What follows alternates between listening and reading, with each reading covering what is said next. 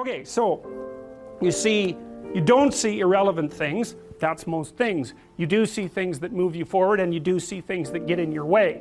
And in the class of things that get in your way are indeterminate occurrences, novel or anomalous occurrences. And almost everything that gets in your way is in some sense a novel occurrence, because you usually structure your behavior so that you don't go anywhere where something wildly anomalous is likely to occur. So if you encounter an obstacle, two things happen at the same time, and one is that your movement forward to your specific goal or sets of goals is blocked. But the second thing that happens is you're faced with a mystery, and the mystery is this thing wasn't supposed to exist, but it does exist. So what implication does that have for everything I think?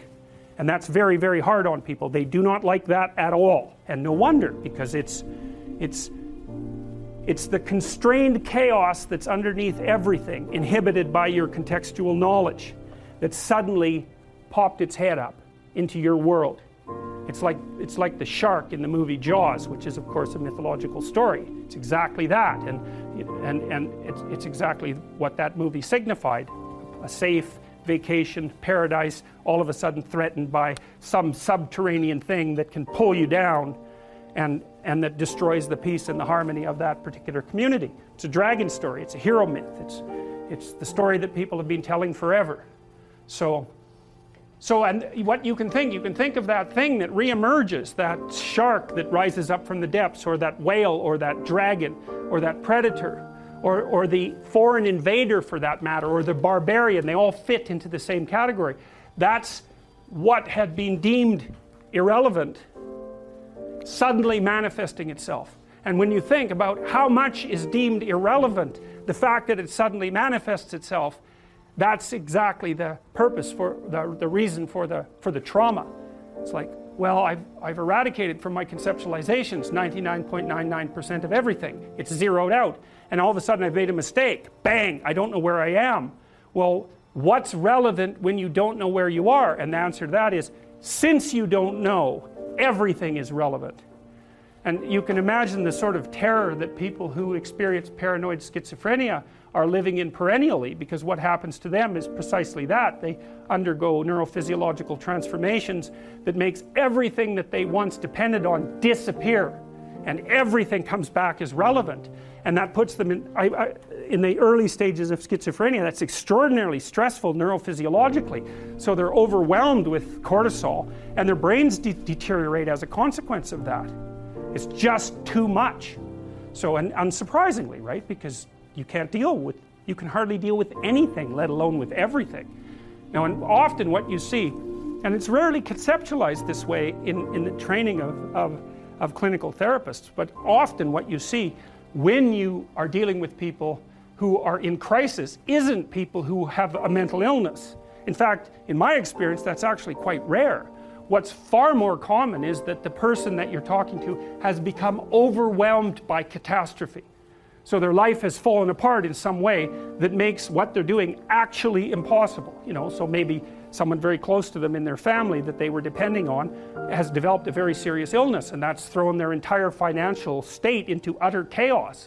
Or maybe they've developed a condition that makes it impossible for them to work. Or, you can imagine the potential range of catastrophes.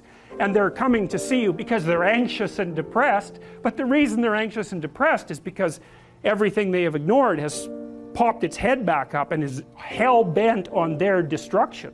And often you see people who are being attacked by 5 or 6 of these monsters at the same time, and it isn't their mental illness that stops them from being able to deal with it, although that, whatever weaknesses you have are going to interfere. It's the fact that what they're facing is no damn joke, and if you were facing it, you'd feel exactly the same way. So then you're trying to come up with practical solutions to these tremendously complex problems. And that's it's extraordinarily difficult, generally speaking. People often don't come to a therapist until they've exhausted their entire range of resources. They cannot figure out what to do.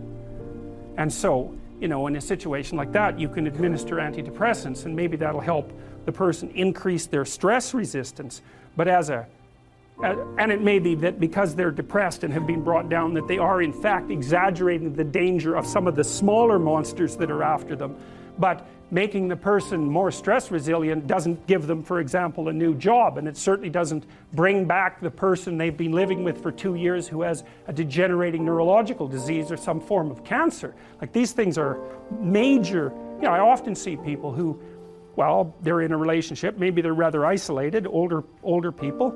One of the partners is dying and their entire financial situation has become catastrophic. It's like, that's not a mental illness, man. I mean, they may have got into that situation because of one inadequacy or another, but you don't even want to push that too far, because that sort of thing can happen to anyone, and will in fact happen to most people in one form or another, at least at some point in their lives. So you want to be damn prepared for that.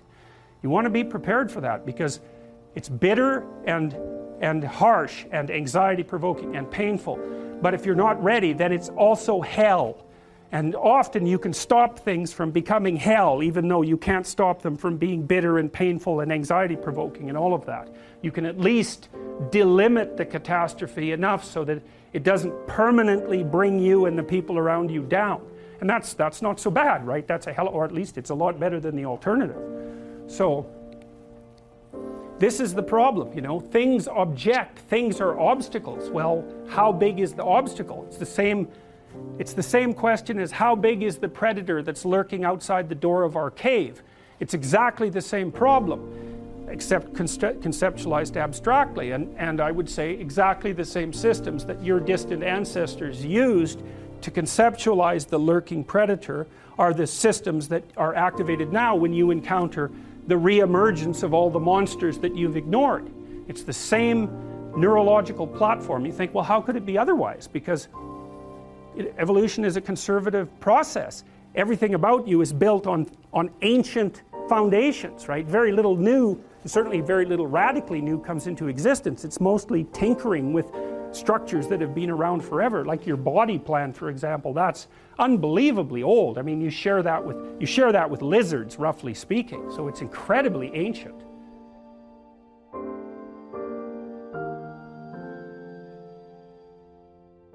Noah was a just man and perfect in his generations, and Noah walked with God. That's an interesting line, because if you remember back in the story of Adam and Eve, what happens to Adam once he eats the fruit of the tree of the knowledge of good and evil and wakes up, the scales fall from his eyes, becomes self-conscious, develops the knowledge of good and evil, is he won't walk with God when God calls him in the garden.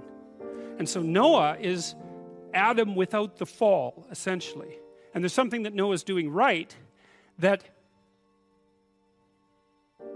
motivates God to spare him, or maybe to show him a pathway through the emergent chaos, something like that. And that's worth thinking about a lot, because there will be situations in your life where what you face is the emergent chaos. And maybe that'll be some terrible catastrophe inside your family, or maybe it'll be something that's occurring on a much broader social level. But the chaos is coming. And what you're going to want to know, unless you want to be a denizen of the chaos or even a contributor to it, and perhaps that is what you want, because many people under those circumstances choose that. What you want is to know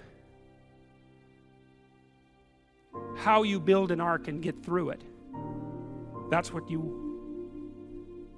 if you're interested in life, if you're interested in proper being, and you're disinclined to produce any more suffering than necessary, then you want to know how to conduct yourself when the catastrophe comes, so that you have a reasonable possibility of moving through it and starting anew.